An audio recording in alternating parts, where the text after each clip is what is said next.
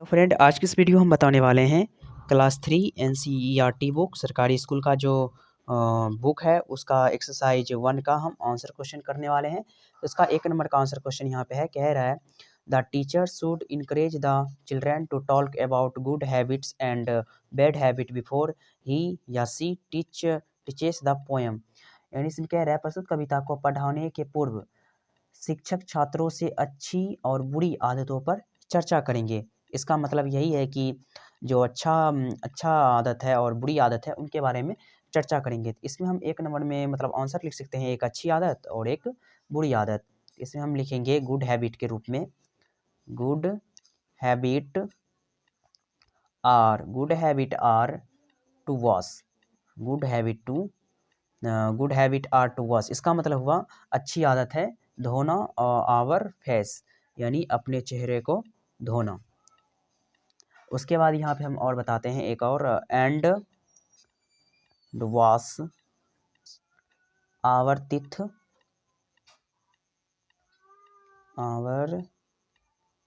Teeth early in the morning, इसका मतलब हुआ सुबह जब जागते हैं तब पुनः सबसे पहले अपने दांत को भी साफ करनी चाहिए। यहाँ पे वॉश आवर फेस का मतलब हुआ अपने चेहरे को धोना चाहिए। और यहाँ पे जो लिखे हैं our teeth early in the morning, wash our teeth early in the morning का मतलब हुआ सवेरे उठ के अपने दांत को भी सफाई करनी चाहिए। उसके बाद एक बैड हैबिट के रूप में भी लिख लेते हैं। यहाँ पे लिखेंगे bad habits are to not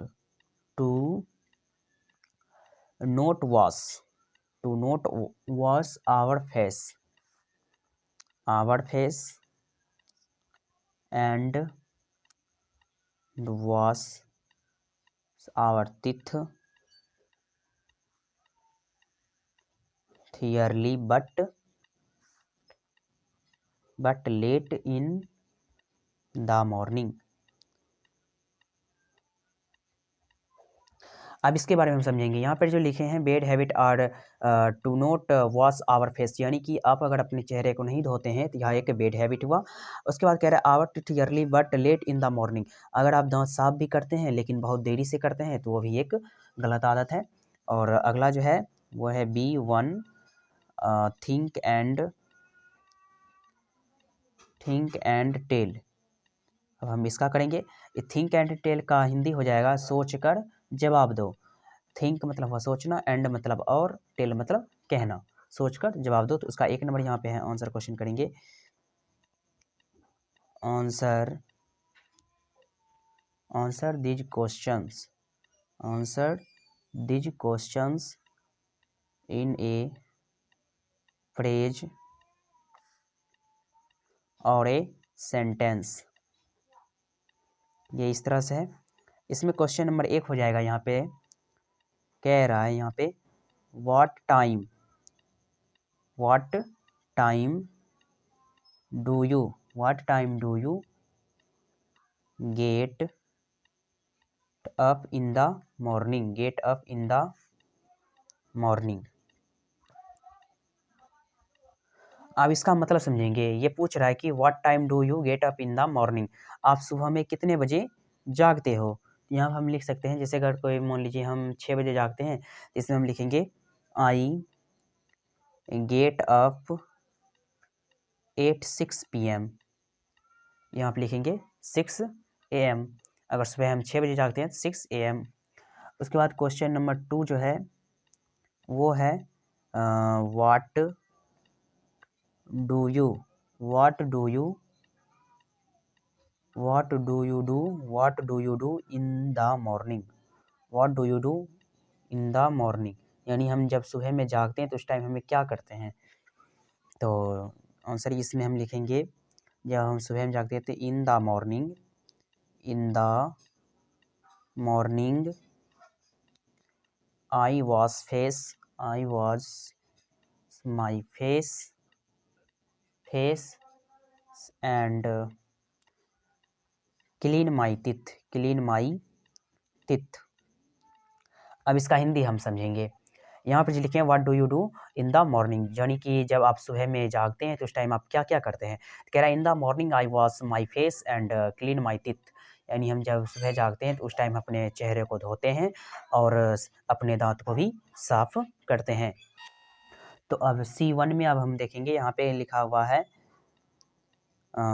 think and right, think and right, तो इसका हिंदी हो जाएगा सोचो और लिखो। थिंक मतलब होता है सोचना, एंड मतलब और, राइट मतलब लिखना। इसको हम लिखेंगे सोचो और लिखो, सोचो और लिखो, इस तरह से हमें करना है। अब हमें करना क्या है यहाँ पे, इसका आंसर क्वेश्चन, तो यहाँ पे लिखेंगे answer the following, answer the following questions.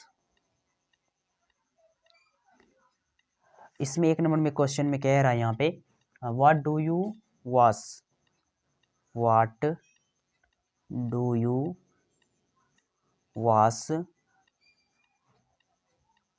Your face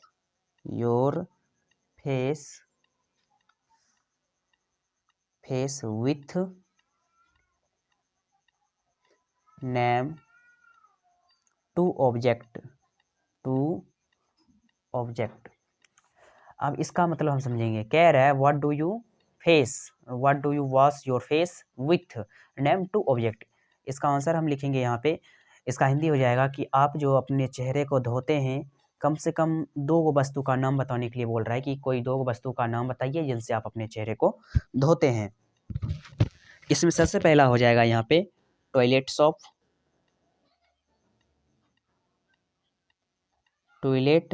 यानी कि साबुन, यानी कि जो एक साबुन होता है जिनसे आप हम अपने हाथ को धोते हैं वो, और दूसरा जो है वाटर, एक पानी से धोते हैं और एक साबुन से, जैसे डिटॉल साबुन हुआ उनसे हाथ जैसे धोते हैं तो उसका नाम।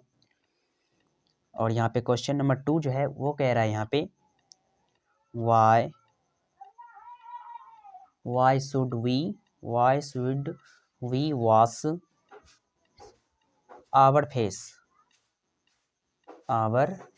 face in the morning, उसके बाद यहाँ पे कह रहा है टिक लगाने के लिए, tick the correct option,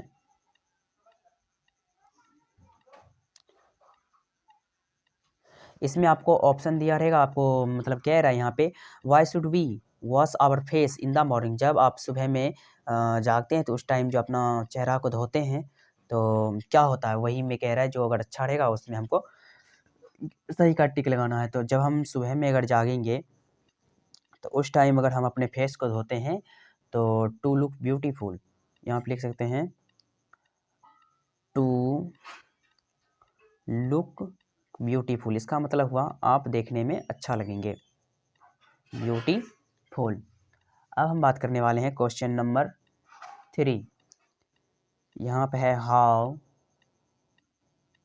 many times do the following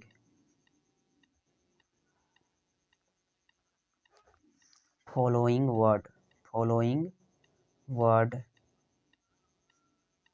appear in the poem, और 1 नंबर में है यहाँ पे तिथ,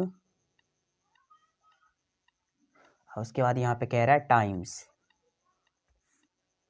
दूसरा जो है इसमें वो है मॉर्निंग, इसमें आपको पूछ रहा है टाइम्स, और तीसरा जो है वो है आवर, इसमें भी पूछ रहा है टाइम्स। यानी आप जो पीछे वाला जो कविता है, अगर आप वो जो कविता पढ़े होंगे उसमें तिथ कितना बार आया है, मॉर्निंग कितना बार आया है, आवर जो है वो कितना बार आया है, वही सारे शब्द को यहाँ पे लिखना है। अगर तिथ आप अगर बुक में पढ़िएगा, तिथ जो है वो 4 बार आया है, मॉर्निंग जो है वो 1 बार भी नहीं आया है, आवर जो है वह 8 बार आया है बुक में। तो वो बुक को पढ़िएगा तो उस बुक में आपको देखने को मिलेगा। उसके बाद है डी नंबर, जो कि यहाँ पे कह रहा है, यहाँ पे complete the following chart, complete the following chart with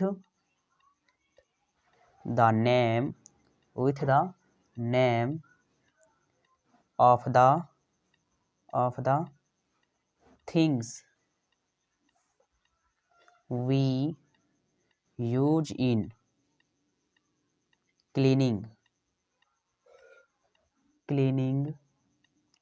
our teeth.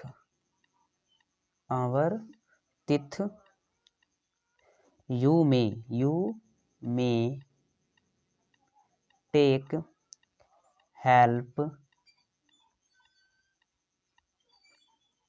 from the box given below. इसमें कह रहा है आपको complete the following chart with the name of things. कोई वस्तु दिया हुआ है और उसका देख के आप उसका नाम आपको बताना है। तो यहाँ पे आप बुक में देखिएगा तो आपको बुक में कुछ चित्र रहेगा और उस सारे चित्रों का आपको नाम लिखना है। तो हम बारी बारी से लिख देते हैं, एक नंबर देके। एक नंबर का जो होगा चित्र उसमें आपको लिखना है टूथ ब्रश। एक नंबर का जो चित्र होगा उसमें आपको लिखना है टूथ ब्रश, और दूसरा नंबर का जो चित्र होगा उसमें लिखना है टूथ पाउडर। और तीसरा नंबर का जो होगा आपको उसमें लिखना है टूथ पेस्ट। और चौथा जो होगा उसमें आपको लिखना है डेटॉल। इस तरह से। उसके बाद यहाँ पे हम आगे अगले वीडियो में बताएंगे, जितना भी क्वेश्चन आंसर अब बाकी बचा होगा वो सारा का सारा हम अगले वीडियो में बताने वाले हैं। तब तक के लिए बेस्ट ऑफ लक, मिलते हैं नेक्स्ट डे।